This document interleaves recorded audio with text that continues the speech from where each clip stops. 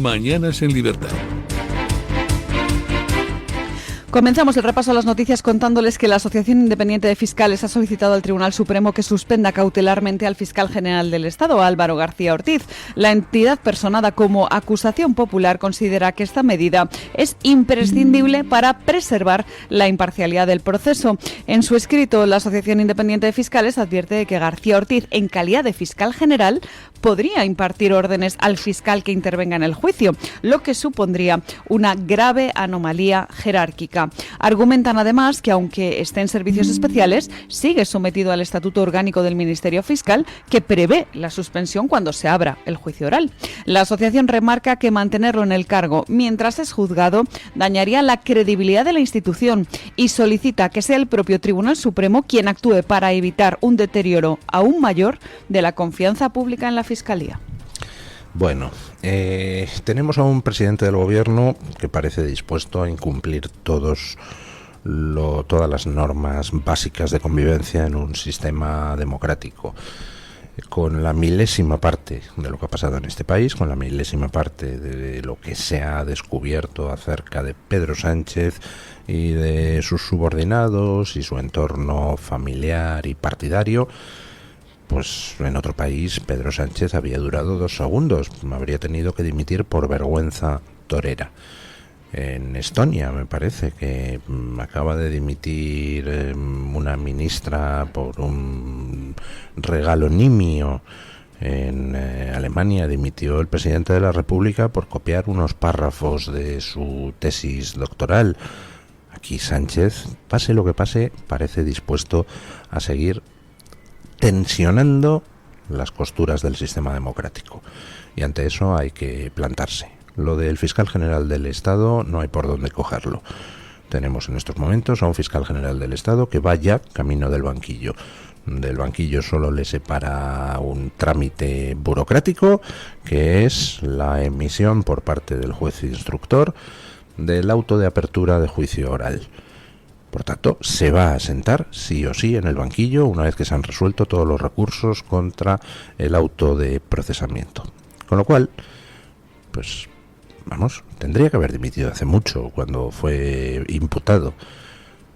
Pero, ya es que esta situación es absolutamente insostenible. Estamos moviéndonos en terrenos que por supuesto las leyes no habían previsto, porque que a nadie en su sano juicio se le ocurre imaginar que todo un fiscal general del Estado sea procesado y el tío continúa aferrándose al cargo como una lapa. ¿Quién demonios va a haber previsto en las leyes semejante cosa? Bueno, pues ahí sigue. Y claro, eso plantea un problema. Un problema que amenaza con convertir la justicia española en un auténtico circo. ¿Qué va a ser el juicio al fiscal general del Estado? Va a ser un circo. Si tuviéramos un juicio donde hay un acusado de cualquier delito, yo qué sé, narcotráfico, malversación, violencia contra su mujer, imaginen que el fiscal de ese juicio fuera familiar del acusado. Sería impensable. Lo que harían las partes sería recusarle inmediatamente.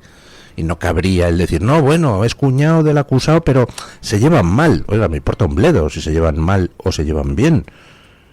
No se trata de que se garantice la imparcialidad. Se trata de que las partes tienen derecho, además de la imparcialidad, a la apariencia de imparcialidad. Tiene que haber ninguna duda de que el fiscal del caso va a ser independiente y perfectamente capaz de defender la justicia durante el juicio.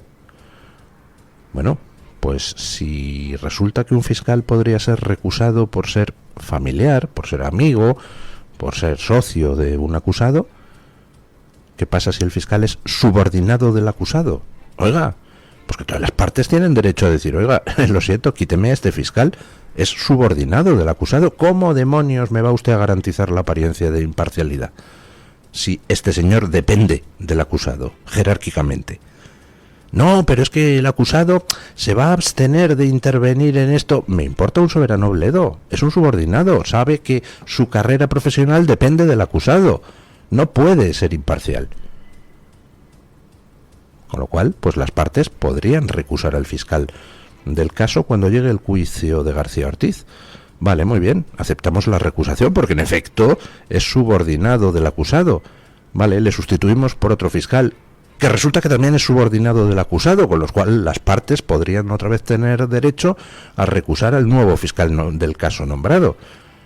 Y cuando se sustituya a ese, pues al tercero también le pueden recusar, porque todos son subordinados de García Ortiz.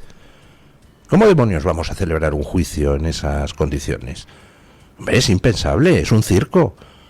Vamos, solo falta un señor con el sombrero y la nariz de payaso y tocando el tambor en mitad de la sala. No se puede aceptar semejante esperpento, no se puede aceptar semejante burla a la justicia. Aquí estamos hablando de que ha habido 15 jueces que se han pronunciado sobre lo de García Ortiz. ¿Verdad? Que los indicios de delito están ahí. Que este señor será culpable o inocente, solo decidirá el tribunal. Pero el caso es que, por el momento, pues existen unos indicios de delito que hacen que se vaya a tener que sentar en el banquillo. Y este señor no puede seguir de fiscal general del Estado mientras tanto, porque entonces queda absolutamente desactivado por parcial el Ministerio Fiscal. Por tanto, le han pedido de nuevo la Asociación de Fiscales que figura como acusación popular contra García Ortiz al Supremo que dicte medidas cautelares. Vamos, y tiene toda la lógica del mundo. Es que si no, todos los fiscales del caso son recusables. ¿Qué hacemos? ¿Prohibimos al Ministerio Fiscal participar en el juicio? Dado que todos los fiscales dependen de García Ortiz. Hombre, señores del Supremo, pónganse las pilas y suspendan a este señor en sus funciones. Estamos en terreno inexplorado. Sánchez ha decidido llevarnos más allá de los límites, a zonas no cartografiadas, a zonas que por supuesto no había previsto el legislador, porque a nadie se le ocurre que un fiscal general del Estado que va camino del banquillo se aferre a su puesto. Bueno, pues entonces, si estamos en zonas inexploradas, oiga, contribuyan ustedes a restaurar la normalidad. Que García Ortiz es un felpudo humano que piensa seguir lamiendo las botas de Sánchez, pues es su problema, me importa un soberano pepino. Lo que no puede es estar de superior jerárquico de los fiscales, que van a actuar en el juicio contra él mismo. No tiene ningún sentido, es un circo. Entonces, por favor, intervengan de una vez y láncenle un mensaje al pueblo español de que hay una justicia que funciona, de que Sánchez no puede hacer lo que le dé la gana, de que un señor procesado no puede aferrarse a su cargo como se aferra el koala a su madre, ahí apretado, pase lo que pase. No. En fin, me tiene un tanto fastidiado este caso, porque veo que aquí pues hay gente que hace lo que quiere, que sufrimos todos los demás las consecuencias, y que quienes pueden hacer algo para parar esto, pues oye, se la cogen con papel de fumar y... Santos Cerdán está en la cárcel, ya saben ustedes. Bueno, pues como quien está en el gobierno se dedica a ocupar todas las instituciones, tensionando las costuras del sistema, y como ha convertido el Tribunal Constitucional en un apéndice del Palacio de la Moncloa, poniendo ahí a otro lamebotas que se llama Conde Pumpido, pues ¿qué hace Santos Cerdán? Recurrir a Conde Pumpido, se le saca de la cárcel. Escuchen. Les hablamos ahora de Santos Cerdán, quien ha presentado un recurso de amparo ante el Tribunal Constitucional con el objetivo de salir de la cárcel. En el escrito, su defensa solicita la puesta en libertad, mientras que el tribunal resuelve el fondo del recurso como medida cautelar. Además, denuncia la falta de motivación de los autos del Tribunal Supremo que ordenaron su ingreso en prisión. Recordemos que el socialista lleva un mes en prisión provisional, acusado de liderar una presunta trama de corrupción ligada al Partido Socialista. El recurso dirigido al presidente del Tribunal Constitucional, a Cándido Conde Pumpido, añade que el tribunal no ha explicado el supuesto riesgo de destrucción de pruebas, motivo por el que se le mantiene en prisión.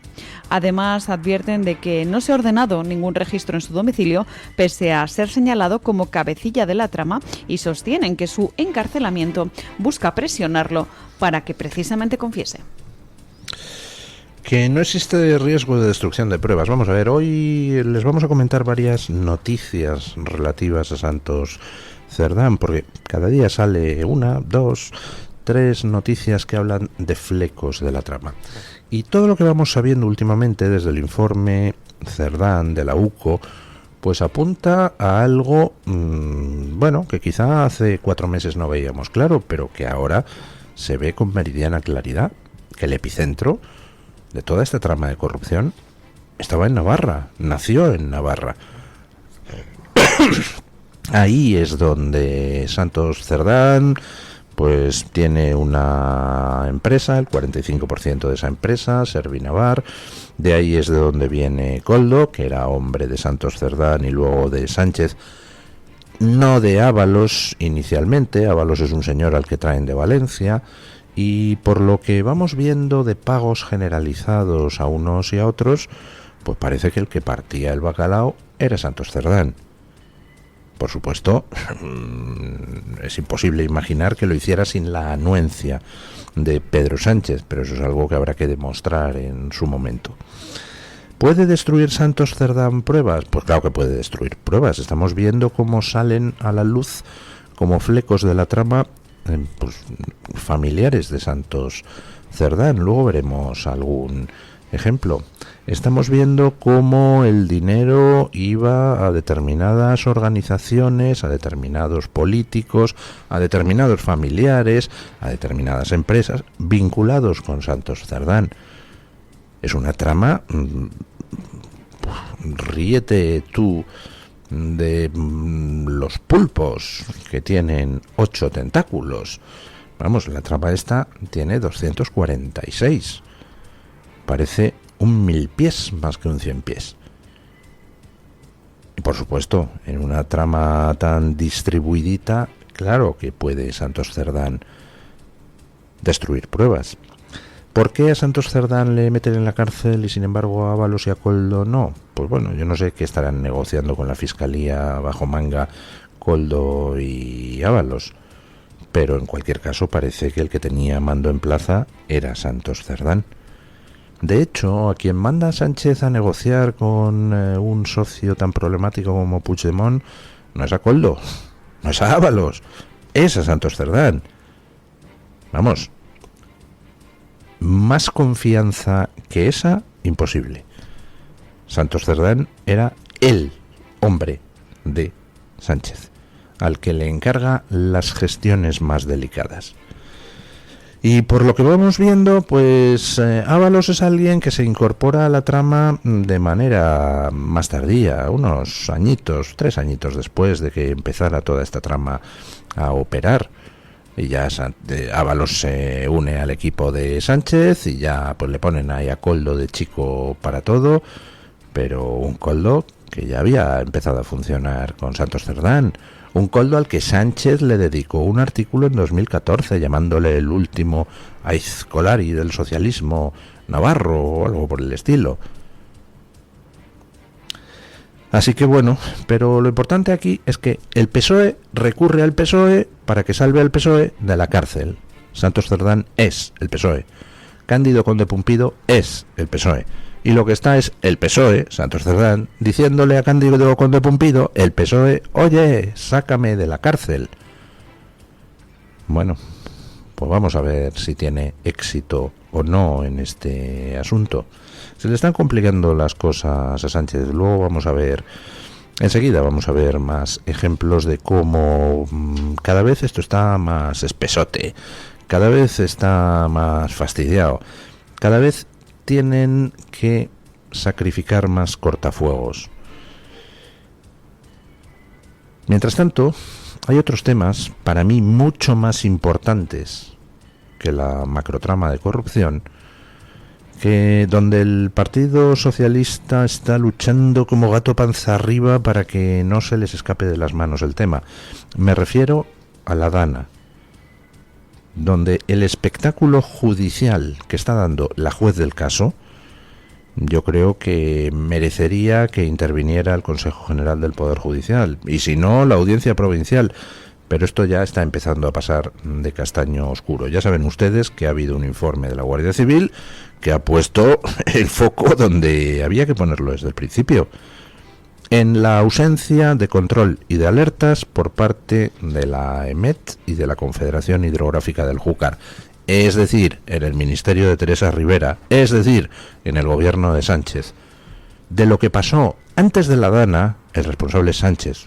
Ojo, también Rajoy, de que no se hicieran las obras que había que haber hecho para evitar la tragedia. De lo que pasó después de la Dana, el responsable único y exclusivo del retraso de la ayuda es Sánchez.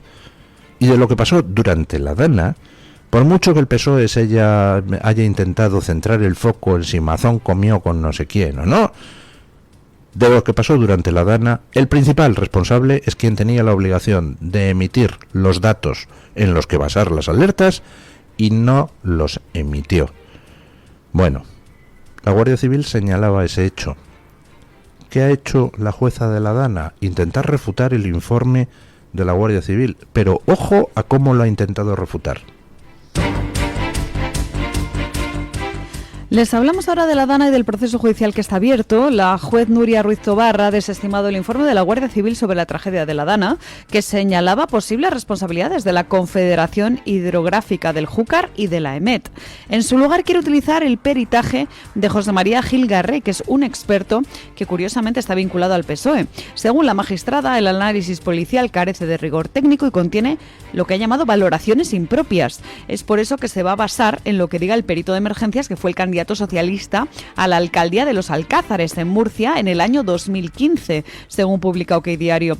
Por cierto, que el sindicato Manos Limpias ha ampliado su querella contra la juez Ruiz Tobarra, incluyendo ahora a su marido, al magistrado Jorge Martínez Rivera, por una supuesta usurpación de funciones al interrogar a víctimas sin tener competencia para ello.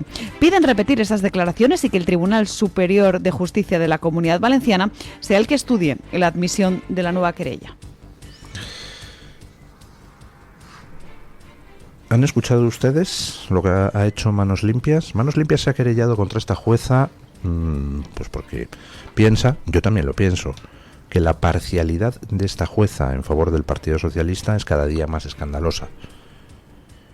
Está intentando evitar por todos los medios que se investigue cualquier responsabilidad del gobierno central. Está intentando evitar por todos los medios que se derive ninguna responsabilidad hacia el gobierno central. Y Manos Limpias ya se querelló contra ella y ahora ha ampliado la querella porque, al parecer, el marido de esta señora, que también es juez, resulta que está interviniendo en la causa sin que sea de su competencia. Y por lo visto, según la querella de Manos Limpias, habría llegado incluso al punto pues de cada vez que hay recesos entrar ahí en la sala para hablar con su mujer, de haber interrogado a víctimas de la Dana sin tener competencia para interrogar a esas víctimas. Y en cuanto a la jueza, resulta que para intentar desmontar el informe de la UCO, de la Guardia Civil, que señala a la Confederación Hidrográfica del Júcar, dirigida por un socialista, y a la EMET, ambos organismos responsables del ministerio que dirigía la socialista Teresa Rivera, para intentar desmontar ese informe de la UCO, va la señora y encarga un peritaje a un tío que es afiliado del PSOE y que ha sido candidato en las elecciones municipales por el PSOE en Murcia. Oiga, esto es escandaloso. Vamos, entiendo que debería admitirse la querella de Manos Limpias, porque esto está ya sobrepasando todos los límites.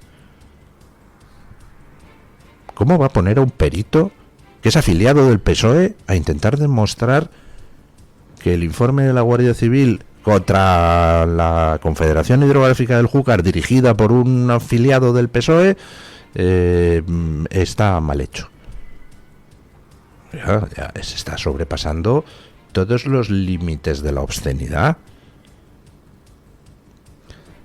no sé, yo creo que debería intervenir, si no el Consejo General del Poder Judicial, si desde luego la audiencia, supongo es la audiencia de Valencia, ¿no? La audiencia provincial, pero esto es absolutamente inadmisible. Es una juez de parte, es una juez que da la apariencia de estar trabajando para el Partido Socialista, y por lo visto su marido también. Bueno, pues en esas circunstancias, digo yo que corresponderá nombrar a otro juez, ¿no? No parece que esta jueza intente averiguar qué es lo que pasó con la Dana, sino que intenta orientar las cosas de acuerdo con la estrategia que desde el principio intentó el Partido Socialista para alejar las responsabilidades de ellos mismos, centrarlas en el gobierno de Mazón. Les ha salido muy mal la jugada, no lo han conseguido. Pero se ve que esta jueza, esa es la apariencia que da, sigue intentándolo con denuedo. Bueno, pues alguien tendrá que tomar cartas en el asunto. Bueno, tenemos una noticia de última hora que de todas formas era previsible, dado que ayer ya Sánchez le sugirió a través de los medios amigos al comisionado de la Dana lo que tenía que hacer. Ha dimitido, ¿no, doña Carmen Carbonell? Así es, don Luis. Acaba de dimitir el comisionado de la Dana por el escándalo de los títulos. En particular, José María Ángel Batalla ha escrito la pasada noche, al parecer, una carta al Ministerio de Política Territorial, el que dirige Ángel Víctor Torres, en el que asegura que no necesitaba grandes discursos para defender su trayectoria profesional. Añade que los años vividos en primera línea hablan por él y aún así presenta su dimisión después de todo ese escándalo, el que contamos aquí en este programa y en el que les comentamos cómo había falsificado un título universitario para acceder a la plaza de funcionario, concretamente del subgrupo A2. Bueno, les vamos a contar luego en posteriores bloques informativos más datos que salen hoy en la prensa sobre este comisionado y sobre su mujer. Y cuando toque eso, digo que es en los próximos bloques informativos, pues ya glosaré esta noticia de la dimisión que acabamos de conocer del comisionado para la Dana. Pero vamos a Madrid. En Madrid, pues se ha producido un hecho que, hombre, pues es digno de aplauso.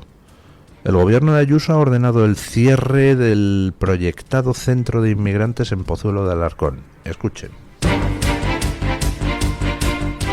La Comunidad de Madrid ha decretado el cierre del centro de inmigrantes de Pozuelo de Alarcón que promovía el gobierno de Pedro Sánchez. Sostiene que el inmueble carece de la licencia urbanística necesaria para este uso, ya que estaba previsto que sirviera para acoger ahora a 400 menas llegados desde Canarias. De esta manera, Isabel Díaz Ayuso vuelve a enfrentarse al plan de redistribución de inmigrantes que pretende imponer el gobierno de Pedro Sánchez.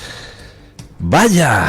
¿Ven? Esto es un ejemplo de lo que digo muchas veces, que debe ser la lucha contra quienes se empeñan en destruir nuestro modo de vida, destruir nuestra economía, acabar con nuestras libertades. Ellos utilizan todos los resquicios legales para sacar adelante sus propuestas. Bueno, pues hay que utilizar todos los resquicios legales para pararles los pies. Vamos, lo que hay que tener es la mentalidad de ¡uy! Falta una póliza, fíjate, tío. Y en este caso el gobierno de Ayuso ha encontrado que falta una póliza en el centro de inmigrantes de Pozuelo de Alarcón y ha ordenado el cierre del proyectado centro porque se siente, no tiene la licencia correspondiente. No es el epígrafe adecuado o alguna cosa así. Esa es la vía para combatir las barbaridades que estamos haciendo. La vía no es la de uy, es que no tengo más remedio que tramitar en el Senado esto que acaba con no sé qué parte del Estado de Derecho, pero claro, ¿qué voy a hacer yo? No, esa no es la vía. La vía es la de falta una póliza. ¿Cómo dice usted que quiere abrir un centro en Pozuelo? Pues va a ser que no. Ahora, eso sí, doña Isabel Díaz Ayuso, ¿ha encontrado usted la póliza que faltaba en el proyectado centro de inmigrantes de Pozuelo? Ahora, pues agradeceríamos que encontrara la póliza que falta en el centro de inmigrantes de Alcalá de Henares y en el de Fuenlabrada. No sea que alguien vaya a decir que cuando se pretende instalar un centro de menas en un barrio rico, ahí sí encontramos la póliza que falta, pero amigo, si es en Alcalá de Henares o en Fuenlabrada, que, bueno, ahí vivimos gentucilla más pobre, pues ahí da igual que se instale el centro. Vamos a por las pólizas que faltan en todo y a parar los pies a quienes están fastidiándonos de la mañana a la noche. Bueno, y aunque vamos un poco largos de tiempo, me da igual, porque la noticia que sigue es importante. Trump acaba de meterle un rejón a Brasil brutal, elevando sus aranceles al 50%. Escuchen.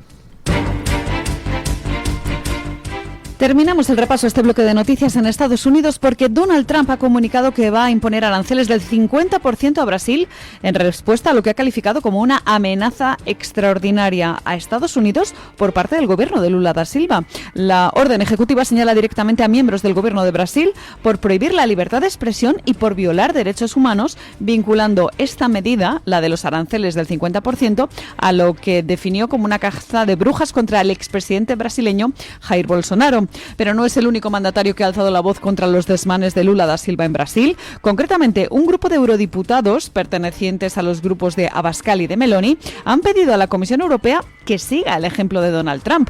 A través de una carta solicitan la imposición de sanciones específicas contra el juez del Tribunal brasileño, Alexandre de Moraes, por sus flagrantes violaciones de los derechos humanos.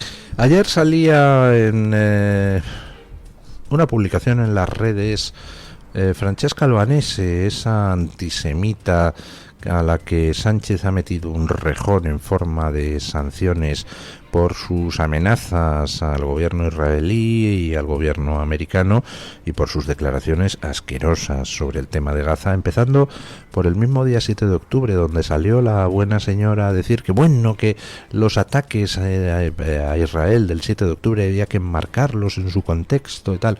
O sea, que existe contexto en el que enmarcar, por ejemplo, violaciones a mujeres. Ajá, muy interesante, hombre.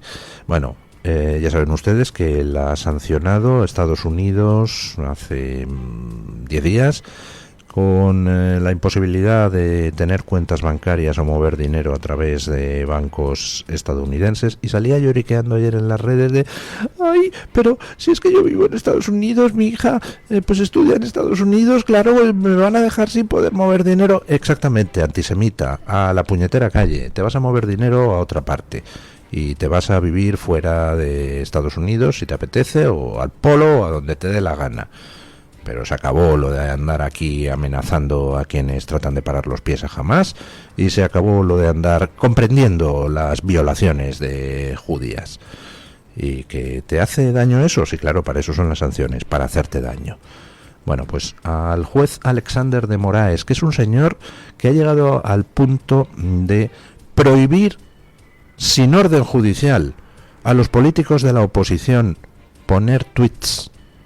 Ha llegado hasta ese punto. Es un señor que está procediendo a una persecución absolutamente demencial contra Bolsonaro, acusándole de un falso golpe de Estado, mientras que el corrupto Lula lo sacó de la cárcel para que presida Brasil. Bueno, pues Estados Unidos ha adoptado sanciones contra este juez absolutamente, digno de cualquier Estado dictatorial.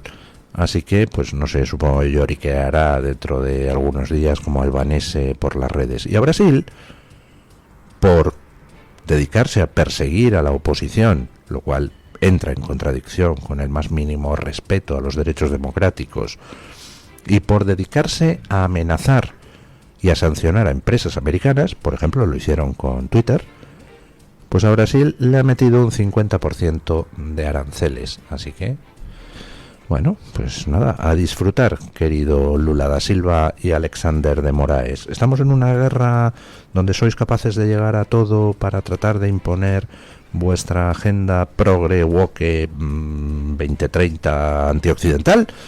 Bueno, pues en la guerra, como en la guerra, a pastar. Vamos con la noticia de interés general con... Buenos días, don Guillermo Díaz. Buenos días, don Luis del Pío.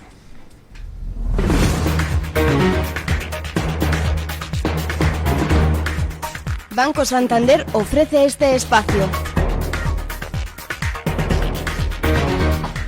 La resistencia antimicrobiana causa 1,27 millones de muertes anuales y podría convertirse en la principal causa de muerte mundial en 2050. Según el informe Global Burden of Disease Study, la inteligencia artificial emerge como una solución prometedora mediante el reposicionamiento de fármacos existentes, encontrando propiedades antibióticas en medicamentos como antidepresivos, antiinflamatorios y antihipertensivos que ya han pasado las pruebas de seguridad. Los modelos de la IA pueden simular interacciones entre fármacos y patógenos a nivel molecular, procediendo como desarrollar resistencia a las bacterias y diseñando antibióticos más efectivos. Esta estrategia podría crear antibióticos inteligentes más rápido de lo que los microorganismos desarrollan la resistencia. Banco Santander ha ofrecido este espacio. Mensaje de Marga para sus jefes. Oye, chicos, que muchísimas gracias por todos estos años juntos. Pero me lo voy a montar por mi cuenta, ¿vale? Que como siempre me decíais que llamándome Margarita me pegaba a tener una floristería, pues os he hecho caso. Me he lanzado y ya tengo el local. Se va a llamar De Flor en Flor. Cuando sabes que ha llegado el momento, estamos contigo. Descubre todo lo que te ofrece el Santander para impulsar tu negocio desde 0 euros al mes. Promoción válida hasta el 20 de enero de 2026. Consulta condiciones en bancosantander.es. Cuando lo sabes, lo sabes.